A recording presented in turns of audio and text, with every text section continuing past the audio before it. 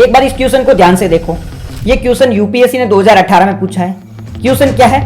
UPSC ने question पूछा है कि 18वीं शताब्दी के मध्य ईस्ट इंडिया कंपनी के द्वारा बंगाल से कौन कौन सी स्टेपल कमोडिटीज थी उसका एक्सपोर्ट किया जाता है।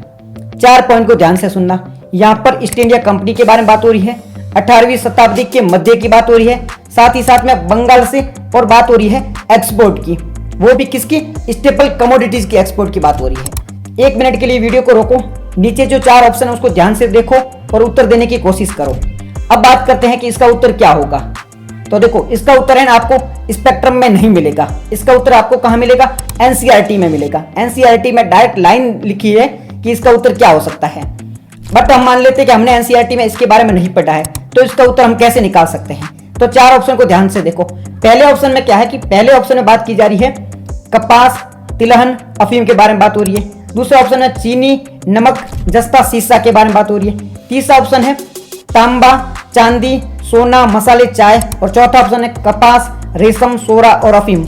मान लीजिए हमने इसके बारे में ज्यादा कुछ नहीं पढ़ा है, पर हम इतना श्योर है कि भारत है वो सोना और चांदी है वो तो इंपोर्ट करती थी, इसका एक्सपोर्ट नहीं करती थी। इसका मतलब जहां पर ऑप्शन सी है उसमें लिखा है कि तांबा, चांदी, सोने को एक्सपोर्ट करती थी, ये गलत हो जाएगा। तो हमारा जो ऑप्शन सी है वो तो हट जाएगा। अब हमारे पास में बचेगा बी, ए और डी। बी में क्या लिखा है? बी में लिखा है चीनी, नमक, जस्ता और सीसा। जस्ता सीसा है वो भारत के पास में अभी भी कम मात्रा में है, तो उस टाइम में तो क्या ही होगा, तो ये भी ऑप्शन है वो गलत हो जाएगा। यानी कि सी और बी ये तो दोनों गलत हो जाएंगे।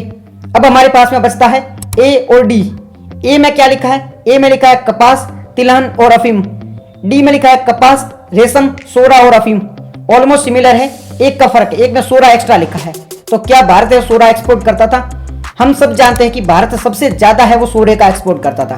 सोरे के एक्सपोर्ट में भारत नंबर 1 था। सोरा क्या होता है? सोरे का देखो यूज किया जाता है वो बारूद में किया जाता है, बम बनाने में किया जाता है, और यूरोप में उस टाइम में इसकी बहुत ज्यादा डिमांड थी। तो हमारा उत्तर क्या आ जाएगा? हमारा डी आ जाएगा।